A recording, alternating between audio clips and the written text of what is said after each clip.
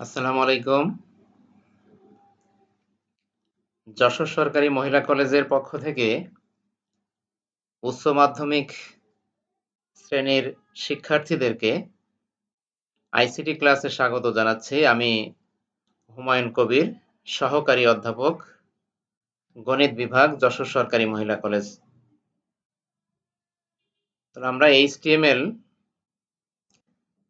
এবং web design পরিচিতি এর উপরে বেশ কয়েকটা ক্লাস নিয়েছি। তার ধারাবাহিকতায় আজকে আমরা একটা নতুন জিনিস শিখব। তো ছবিতে খেয়াল করো।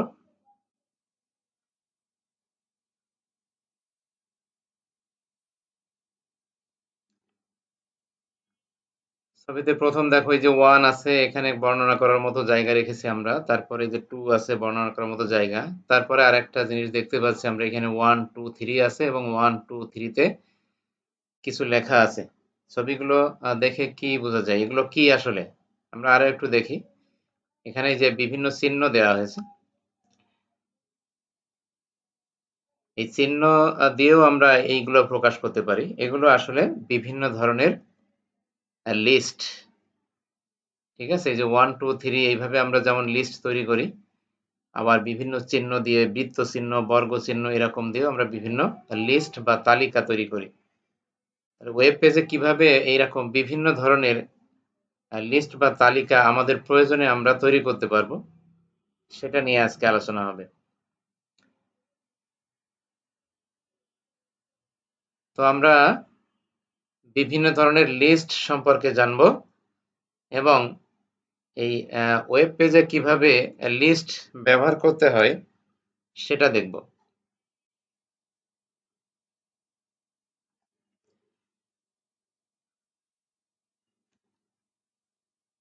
তো HTML খেয়াল করো 3 ধরনের লিস্টকে সমর্থন করে। বিভিন্ন ধরনের লিস্ট আছে। তো HTML 3 ধরনের লিস্টকে সমর্থন করে। তো তার মধ্যে প্রথমটা খেয়াল করো, নাম্বারড বা লেটার্ড বা অর্ডার্ড লিস্ট। এই অর্ডার্ড লিস্ট, যেমন এই আমরা একটা উদাহরণ দেখেছি, দেখো 1 2 3 4 এরকম সংখ্যা দিয়ে হবে, অথবা লেটার বা অক্ষর দিয়ে হবে, যেমন ক্যাপিটাল ABCD হতে পারে, অথবা স্মল ABCD হতে পারে, বা এখানে রোমান সংখ্যা হতে পারে। এগুলো হবে অর্ডার্ড লিস্ট। তারপরে আনঅর্ডার্ড বা বুলেটেড লিস্ট। তো বুলেটেড লিস্ট বিভিন্ন ধরনের চিহ্ন দিয়ে প্রকাশ করা হবে, যেমন এই যে আমরা টিক চিহ্ন দিয়েছি, এরকম ভাবে প্রকাশ করা যাবে, বা কোনো বৃত্ত চিহ্ন, হ্যাঁ, পরপর এরকম আমরা বৃত্ত চিহ্ন দিয়ে যাব, অথবা বর্গ চিহ্ন দেব। এগুলো দিয়ে যে লিস্ট তৈরি করা হবে সেটা হবে বুলেটেড বা আনঅর্ডার্ড লিস্ট। আরেকটা আছে হচ্ছে ডেফিনেশন লিস্ট। এই লিস্টটা ওই আগের এই দুইটা লিস্টের থেকে সম্পূর্ণ আলাদা। কোনো লিস্টের মধ্যে যদি বর্ণনা করার প্রয়োজন হয়, ব্যাখ্যা দেবার প্রয়োজন হয়, সেই ক্ষেত্রে আমরা এই ডেফিনেশন লিস্ট ব্যবহার করব। তার কাঠামো হবে এরকম, দেখো, ডেফিনেশন টার্ম, অর্থাৎ কার ডেফিনেশন হবে, লিস্টের কিসের লিস্ট হবে সেটা এখানে উল্লেখ থাকবে। তারপরে আমরা এই ডেফিনেশনের বিভিন্ন ডাটা, এখানে হয়তো নতুন করে আর একটা আইটেম দেওয়া হবে, তার বিভিন্ন ডাটা এখানে প্রকাশ করা হবে। এই 3 ধরনের লিস্ট HTML সমর্থন করে। কি কি? নাম্বারড বা অর্ডার্ড লিস্ট, বুলেটেড লিস্ট বা আনঅর্ডার্ড লিস্ট, আর একটা হচ্ছে ডেফিনেশন লিস্ট। তো আমরা এক এক করে বর্ণনায় আসি। দেখো, নাম্বারড বা লেটার্ড বা অর্ডার্ড লিস্ট, সংক্ষেপে আমরা অর্ডার্ড লিস্ট বলবো। হ্যাঁ, অর্ডার্ড লিস্ট কি হবে? এই লিস্টের আইটেমগুলো খেয়াল করো, আমরা আগেই বলেছিলাম যে নাম্বার তথা সংখ্যা দিয়ে চিহ্নিত করা হবে। হ্যাঁ, যেমন আমি বলেছিলাম যে 1 2 3 বা রোমান 1 2 3, অথবা স্মল এবিসিডি বা ক্যাপিটাল এবিসিডি, এইগুলা দিয়ে এই লিস্ট তৈরি করা হবে, অর্ডার্ড লিস্ট। এই লিস্টের আইটেমের ভিতরে বিভিন্ন ধরনের প্রয়োজনীয় জিনিস বসানো যাবে আমাদের, যেমন প্যারাগ্রাফ, লাইন ব্রেক, লিঙ্ক বা অন্যান্য লিস্ট। হ্যাঁ, এই লিস্টের মধ্যে অন্যান্য লিস্টও তৈরি করা যাবে। এই অর্ডার্ড লিস্টের মধ্যেও আনঅর্ডার্ড লিস্ট বা ডেফিনেশন লিস্টও বসানো যাবে। তো অর্ডার লিস্ট শুরু হবে, দেখো এর শুরুর ট্যাগ হবে OL, ওতে অর্ডার্ড আর এল এ লিস্ট। ওকে, OL অর্থাৎ অর্ডার্ড লিস্ট ট্যাগ দিয়ে শুরু হবে। আর প্রতিটা আইটেম, এই অর্ডার লিস্টের আইটেম, যেমন আমরা চা, চিনি, লবণ, তেল এরকম এই আইটেমগুলা লেখা হবে LI দিয়ে। ওকে, অর্ডার লিস্টের তাহলে অর্ডার লিস্ট শুরু হবে OL দিয়ে এবং প্রতিটা আইটেম শুরু হবে LI দিয়ে। তো অর্ডার লিস্ট ট্যাগের অ্যাট্রিবিউট আছে দুই রকম, অর্থাৎ অ্যাট্রিবিউট কি আমরা আগে থেকেই জানি, বা যাদের মনে নেই তাদের জন্য বলছি, খেয়াল করো। অ্যাট্রিবিউট হচ্ছে বৈশিষ্ট্য নির্ধারক নির্দেশ, অর্থাৎ লিস্টের বৈশিষ্ট্য কেমন হবে, হ্যাঁ, কোথা থেকে শুরু হবে বা ধরন কেমন হবে, এইগুলোই হচ্ছে অ্যাট্রিবিউট। ওকে, অ্যাট্রিবিউট হচ্ছে বৈশিষ্ট্য নির্ধারক নির্দেশ। তো সেরকম দুইটা অ্যাট্রিবিউট আছে এই অর্ডার লিস্টের, টাইপ এবং স্টার্ট। টাইপ মানে ধরন এবং স্টার্ট টাইপ, অর্থাৎ কোন ধরনের হবে, অর্থাৎ মনে করো যে মূল যে সংখ্যা 1 2 3 দিয়ে হবে, নাকি রোমান 1 2 3 দিয়ে হবে, নাকি ABCD দিয়ে হবে, এরকম। আর স্টার্ট অর্থাৎ কোথা থেকে শুরু হবে, সেটা 1 দিয়ে শুরু, নাকি আমি প্রথম 5টা বাদ দেবো, 6 থেকে লিস্ট শুরু করব, সেটাও করা যাবে। এটা এই কাজটা করা হবে স্টার্ট অ্যাট্রিবিউট দিয়ে। এরপরে বুলেটেড বা আনঅর্ডার লিস্ট। এই আনঅর্ডার লিস্ট গুলো সাধারণত ছোট ছোট বৃত্ত বা বর্গ বা বুলেট চিহ্ন দিয়ে প্রকাশ করা হবে। এই লিস্টের আইটেমের মধ্যেও আগের মতোই paragraph, line break, image, link এবং অন্যান্য লিস্ট বসানো যাবে। তো আনঅর্ডার্ড লিস্ট শুরু হবে দেখো UL দিয়ে, ইউতে আনঅর্ডার্ড আর এল এ লিস্ট। এই যে OL দিয়ে যেমন অর্ডার্ড লিস্ট, আর UL দিয়ে বোঝানো হবে আনঅর্ডার্ড লিস্ট। এবং এখানেও প্রতিটি লিস্ট আইটেম শুরু হবে LI দিয়ে, অর্থাৎ লিস্ট দিয়ে। এখানে আমরা একটু খেয়াল করব, দেখো লিস্ট হচ্ছে এমটি ট্যাগ, অর্থাৎ এই ট্যাগের ক্লোজিং ট্যাগ না দিলেও হয়, তুমি যদি দাও তাও ভালো, না দিলেও সমস্যা নেই, রেজাল্ট এসে যাবে। ওকে, লিস্ট হচ্ছে এমটি ট্যাগ, এর ক্লোজিং ট্যাগ না দিলেও চলে, দিতেও পারো, সমস্যা নেই। তো যাই হোক, আনঅর্ডার লিস্টের একটি অ্যাট্রিবিউট কিন্তু একটি, সেটা হচ্ছে টাইপ। আনঅর্ডার তো স্টার্ট, অর্থাৎ কোথা থেকে শুরু করবে এরকম কিছু নেই, সেজন্য টাইপ দিয়ে, অর্থাৎ ধরনটা কি হবে, সেই ধরনটা কি বর্গ হবে, না টিক চিহ্ন হবে, নাকি বুলেট চিহ্ন হবে, না বৃত্ত চিহ্ন হবে, সেটা নির্ধারণ হবে এই টাইপ অ্যাট্রিবিউট দিয়ে। এরপরে আমরা আসি এই টাইপ কিভাবে নির্ধারণ হবে, খেয়াল করো। টাইপ ইকুয়াল টু ইনভার্টেড কমার মধ্যে যদি আমরা ক্যাপিটাল A লিখি, তাহলে রেজাল্ট গুলো আসবে, অর্থাৎ লিস্ট পরপর আসবে A B C এরকম দিয়ে। মনে করো A তে আসলো চা, B তে চিনি, C তে আসলো লবণ, ইত্যাদি ইত্যাদি এরকম। আর type equal to small a দিলে ওই লিস্টের আইটেমগুলোর প্রথমে আমরা এই স্মল ABCD পাবো। তারপরে এই যে রোমান 1 যদি আমরা দিই, তাহলে রোমান 1 2 3 পাবো। তারপরে বড় হাতের অক্ষর যদি দিই, তাহলে এই যে বড় হাতের অক্ষরের রোমান সংখ্যাগুলো আসবে আমাদের। তারপরে আনঅর্ডার্ড লিস্টের যে টাইপ, সেটা কেমন হবে, এই যে টাইপ ইকুয়াল টু যে ডিস্ক যদি দিই আমরা, হ্যাঁ, ডিস্ক দিলে এরম ভরাট বৃত্ত থাকবে, প্রত্যেক লিস্ট আইটেমের শুরুতে এরকম ভরাট বৃত্ত থাকবে। আর টাইপ ইকুয়াল টু যদি আমরা সার্কেল দিই, তাহলে আউটপুট এরকম খালি বৃত্ত দেখা যাবে। আর টাইপ ইকুয়াল টু স্কোয়ার যদি দিই আমরা, তাহলে প্রতিটি আইটেমের প্রথমেই আমরা এই যে এরকম বর্গ আকৃতির চিহ্ন দেখতে পাবো। তারপরে আমরা আসি যে ডেফিনেশন লিস্ট। তো আমরা আগেই বলেছিলাম এই লিস্ট অন্য অন্য যে লিস্ট দুইটা আমরা পড়লাম তা থেকে সম্পূর্ণ ভিন্ন।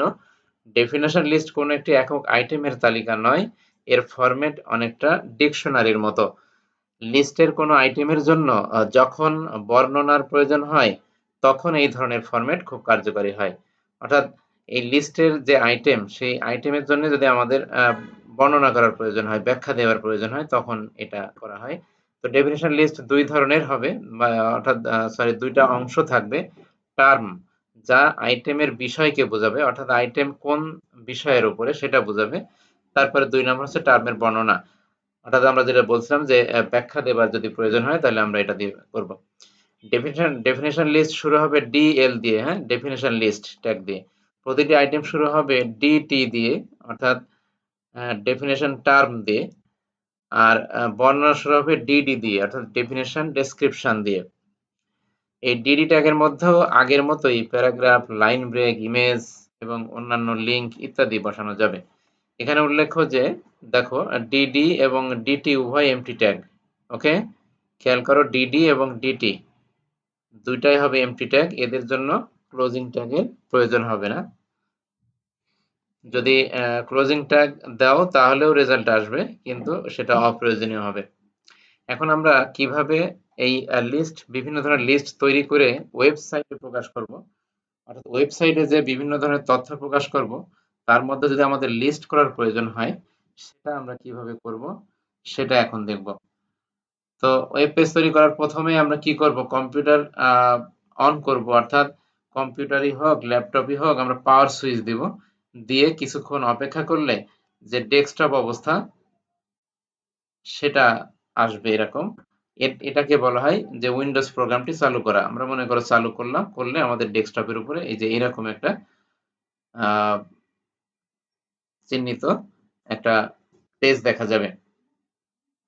এরপরে আমরা সেই এই যে উইন্ডোজের বা ডেস্কটপের সর্ববামের নিচেই সব কম্পিউটারে থাকে স্টার্ট বাটন, এই যে স্টার্ট বাটনের উপরে ক্লিক করব। ক্লিক করলে এরকম একটা লিস্ট দেখা যাবে, অর্থাৎ বিভিন্ন প্রোগ্রামের একটা লিস্ট আমরা দেখতে পাবো। তো এর মধ্যে আছে দেখো অল প্রোগ্রাম। এরপরে আমরা এই যে অল প্রোগ্রামের উপরে ক্লিক করব। আমরা কিন্তু এই যে ওয়েব পেজ তৈরির বিষয়টা এর আগেও দেখেছি এবং এই ধারাবাহিকতায় প্রত্যেকটাতে আমরা এই কমান্ডগুলো ফলো করেছি। এরপর আমরা এই যে অল প্রোগ্রামের উপরে ক্লিক করব। ক্লিক করলে এই যে পাশের মতো অল প্রোগ্রামের অন্তর্গত বিভিন্ন যে প্রোগ্রামগুলো আছে সেই প্রোগ্রামগুলো আমরা পাবো। তার মধ্যে একটা আছে দেখো এক্সেসরিজ। এরপরে আমরা এই যে এক্সেসরিজের উপরে ক্লিক করব। ক্লিক করলে আর একটা ডায়লগ বক্স আসবে, অর্থাৎ এক্সেসরিজের অধীনস্থ যে সমস্ত প্রোগ্রামগুলো আছে সেইগুলো আমরা পেয়ে যাবো। এই যে অনেকগুলো প্রোগ্রাম এখানে আছে, আরো নিচেই রয়েছে। এর মধ্যে দেখো একটা আছে যে নোটপ্যাড। এরপরে কাজ হবে আমাদের নোটপ্যাডের উপরে ক্লিক করা। এই নোটপ্যাডের উপরে ক্লিক করলে এই যে নিচের মতো, বা এই যে হ্যাঁ এই যে নিচের মতো এই নোটপ্যাড এডিটর প্রদর্শিত হবে, অর্থাৎ আমাদের প্রয়োজনীয় ট্যাগগুলো আমরা এখানে লিখব।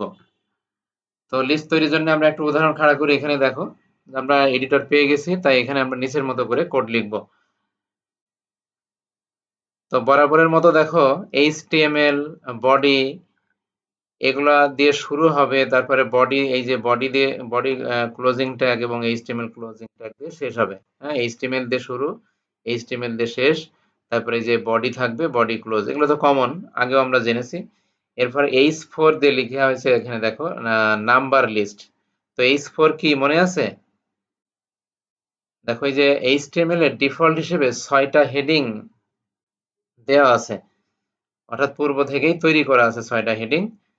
ওই সেই হেডিং গুলো প্রথম সর্বোচ্চ হেডিং হচ্ছে H1, তারপরে H2, এইভাবে পর্যায়ক্রমে H6 পর্যন্ত হয়। তো তুমি তোমার ইচ্ছা মতো বা তোমার পছন্দ মতো এখানে একটা দিয়ে নিতে পারবে।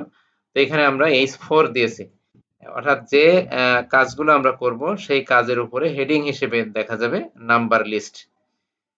তো প্রথমে আমরা অর্ডার লিস্টের কাজ করতেছি। দেখো এই যে অর্ডার লিস্ট, তারপরে আমাদের এই যে প্রত্যেকটা আইটেম শুরু হওয়ার কথা ছিল লিস্ট দিয়ে। দেখো লিস্ট, দেখো অটোক্যাড, তারপরে list web design, list VB, তারপরে লিস্ট ওরাকল, তারপরে এই যে অর্ডার লিস্ট ক্লোজ করা হয়েছে। আমরা আগেই দেখো বলছিলাম যে এই লিস্ট গুলো হচ্ছে এমটি ট্যাগ, অর্থাৎ এর ওপেনিং ট্যাগ দিলেই হবে, ক্লোজিং ট্যাগ দেওয়ার দরকার নেই। আর যদি দাও দিতেও পারো, কোনো সমস্যা নেই। তাহলে এই যে LI দিয়ে লিস্ট আইটেম শুরু হলো, প্রথম লিস্ট আইটেম হচ্ছে অটোক্যাড, তারপরে লিস্টে আমরা দিয়েছি ওয়েব ডিজাইন। এখানে তুমি তোমার প্রয়োজনীয় ডাটাগুলো দিবা এখানে। তারপরে আরেকটা দিয়েছে দেখো ভিবি, এরপরে দেওয়া হয়েছে ওরাকল ইত্যাদি ইত্যাদি। সর্বশেষে আমরা অর্ডার লিস্ট ক্লোজ করলাম, এই যে অর্ডার লিস্ট শুরু এবং অর্ডার লিস্ট এন্ড। এরপরে দেখো এই যে অটোক্যাড, তারপরে আমরা দেখো এক লাইনে লিখেছি ওয়েব ডিজাইন, তারপরে ভিবি, এরপরে ওরাকল। এটা কিন্তু আমরা আউটপুট যখন দেখবো তখন এক লাইনে থাকবে না, এরা প্রত্যেকটাই যে আমরা লিস্ট যেমন নিচে নিচে সাজানো হয় এইভাবে নিচে চলে আসবে সবগুলা। এরপরে আমরা একটা প্যারাগ্রাফ ব্যবহার করেছি। দেখো we now write the novel list but sequentially number. আমরা একটা লিস্ট তৈরি করব, স্পেশাল একটা লিস্ট তৈরি করব, এবং শুরুটা ওই 1 দিয়ে নয়। এখানে যেটা তৈরি করা হয়েছে দেখো, অর্ডারড লিস্ট, লিস্ট আইটেমে বিভিন্ন আইটেম দেওয়া হয়েছে, অর্ডার লিস্ট ক্লোজ করা হয়েছে। এখানে কিন্তু অটোমেটিক্যালি 1 2 3 4, এই যে 1 অটোক্যাড, তারপরে তার নিচে 2 ওয়েব ডিজাইন, এরপরে নিচে 3 তে ভিবি, 4 এ ওরাকল, এরকম পরপর চলে আসবে। আর এখানে আমরা দেখো order list start equal to 4 একটা অ্যাট্রিবিউট আমরা এখানে ব্যবহার করেছি, অর্থাৎ 4 থেকে শুরু করব আমরা। 4 থেকে শুরু করা মানে 4, যেমন 4 এ হিমু, 5 এ থাকবে এই যে সম্রাট, 6 এ দারাজ, দরজার ওপাশে, এরকম। অর্থাৎ 1 দিয়ে শুরু নয়, না করে যদি আমরা অন্য কোনো সংখ্যা দিয়ে শুরু করতে চাই, তাহলে অ্যাট্রিবিউট হিসেবে সেটা ব্যবহার করা যাবে এখানে। Order list start equal to 4, অর্থাৎ এটাও আমরা একটা অর্ডার লিস্ট তৈরি করব, অর্থাৎ সংখ্যা দিয়ে বা অক্ষর দিয়ে শুরু করতে চাই, এবং এখানে 4 লিখলে 4 5 6 এইভাবে কয়েকটা অর্ডার আসবে। তারপর লিস্ট আইটেমে এখানে আমাদের প্রয়োজনীয় লিস্ট আমরা দেব। এখানে আমরা জাস্ট কয়েকটা নাম ব্যবহার করেছি, যে লিস্ট ইকুয়াল টু হিমু, তারপরে লিস্টে দিয়েছি সম্রাট, তারপরে লিস্টে দরজার ওপাশে, এই অর্ডার লিস্ট ক্লোজ করেছি।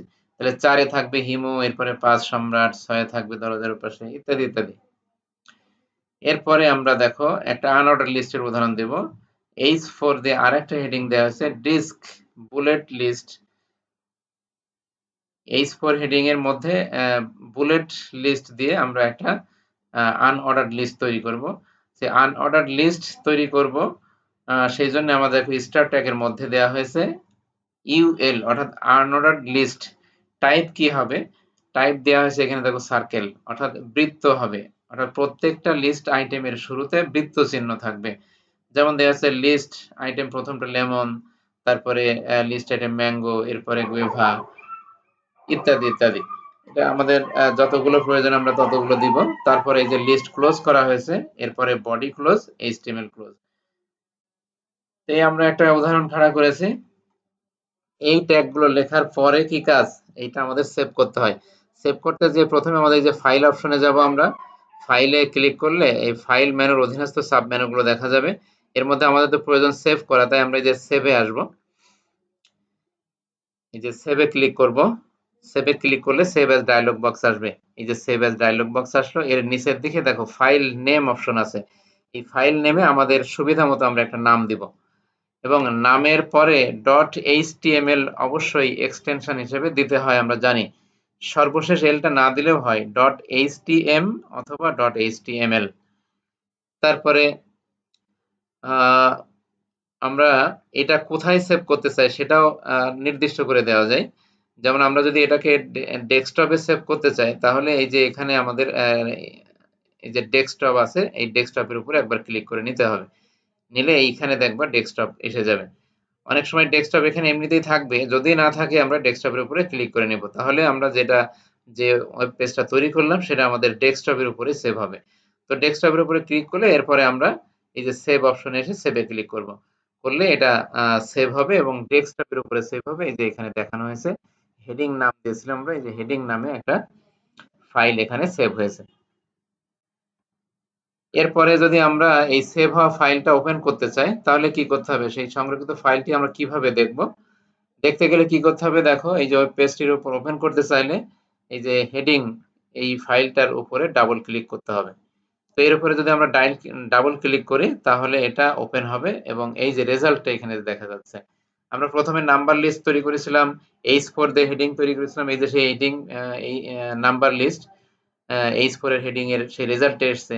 তারপরে এই যে AutoCAD, web design, VB, oracle, এইগুলো আমরা অর্ডার লিস্ট তৈরি করেছিলাম। অর্ডার লিস্ট তৈরি করার কারণে 1 2 3 4 এসছে। তারপরে আমরা একটা লিস্ট তৈরি করেছিলাম 4 দিয়ে শুরু হবে, এই যে 4 এ হিমু, 5 এ সম্রাট, তারপরে 6 এ দেখো দরজার ওপাশে, ইত্যাদি। এরপরে ডিস্ক বুলেট লিস্ট, আমরা ডিস্ক চিহ্ন দিতে চেয়েছিলাম। তো দেখো এই যে লেমন, ম্যাঙ্গো, গুয়াভা, এগুলো আমাদের আনঅর্ডার্ড লিস্ট এবং এই যে বৃত্ত চিহ্ন দিয়ে শুরু হয়েছে। আমরা ওই টাইপে লিখেই দিয়েছিলাম টাইপ ইকুয়াল টু সার্কেল, এই যে আমাদের সার্কেলগুলো এসছে। এইভাবে আমাদের প্রয়োজনীয় লিস্ট আমরা তৈরি করে ওয়েব পেজে দিতে পারি, আমাদের ওয়েব পেজের সৌন্দর্য বাড়ানোর জন্য এবং আমাদের প্রয়োজন মেটানোর জন্য। তারপরে যদি যে কোনো ব্রাউজারে আমরা এটা দেখতে চাই, আমরা একটা ব্রাউজারে এটা তৈরি করেছি, আর যে কোনো ব্রাউজারে যদি আমরা এটা ওপেন করতে চাই, এটাও আমরা কিন্তু যতগুলা ওয়েব পেজ তৈরি করেছি প্রত্যেকবারই দেখাইছি। তারপরে একটু দ্রুত দেখাই দিই, দেখো। তো আমরা এই যে যে ফাইলটা তৈরি করেছি সেই ফাইলের উপরে মাউস পয়েন্টার রেখে ডান বাটনে ক্লিক করব। ওপেন ওপেন ডায়ালগ বক্স আসবে। এরপরে এই ওপেন ডায়ালগ বক্সের আন্ডারে দেখো অনেকগুলো অপশন আছে, তার মধ্যে ওপেন উইথ একটা অপশন আছে, অর্থাৎ কি দ্বারা আমরা ওপেন করতে চাই। এই ওপেন উইথ এর উপরে মাউস পয়েন্টার নিয়ে গেলে ডান দিকে তোমার ডিভাইসে যতগুলো ব্রাউজিং সফটওয়্যার ইনস্টল করা আছে সবগুলো এখানে দেখা যাবে, দেখো। তো আমরা কিসের মাধ্যমে এটা ওপেন করতে চাই সেটা তোমাকে সিলেক্ট করতে হবে, যেমন Firefox, Google Chrome, internet explorer, notepad ইত্যাদিতে অনেকগুলো এখানে রয়েছে। এই যে অপেরা ইন্টারনেট ব্রাউজার, বিভিন্ন ধরনের ব্রাউজার রয়েছে। এখন তুমি যেটা দিয়ে ওপেন করতে চাও সেটার উপরে ক্লিক করতে হবে। তো আমি ধরে নিলাম যে ফায়ারফক্স দিয়ে আমি ওপেন করতে চাই, তাহলে এরপরে আমি এই ফায়ারফক্স এর উপরে ক্লিক করব। তো ফায়ারফক্স এর উপর ক্লিক করলে এই ফায়ারফক্সে তোমার এই রেজাল্টটা দেখো ওপেন করে দেখাবে। এই তো আমরা কিভাবে লিস্ট তৈরি করতে হয় সেটা সহ আমরা লিস্ট কি, লিস্টের প্রকারভেদ শিখলাম আমরা। হ্যাঁ, লিস্ট কাকে বলে বা কি, লিস্টের বিভিন্ন প্রকার লিস্ট আছে, তার মধ্যে এইচটিএমএল কোন কোন লিস্টগুলো সমর্থন করে, সেই লিস্টগুলা দিয়ে কিভাবে ওয়েব পেজে আমরা আমাদের প্রয়োজনীয় লিস্ট তৈরি করতে পারি সেটা তৈরি করে দেখালাম। তো তোমরা এটা ক্লাসটা ভালো করে অ্যাটেন্ড করবা, ক্লাস দেখবা, তারপরে তোমাদের টেক্সট বই আছে, সেখানে আরো অনেক উদাহরণ দেওয়া আছে, সেগুলো ফলো করবা। তাহলে দেখবা লিস্টের উপরে যে কোনো প্রশ্নের অ্যান্সার তুমি সহজে করতে পারছো। তো ঠিক আছে, আজকে এ পর্যন্তই। আল্লাহ হাফেজ।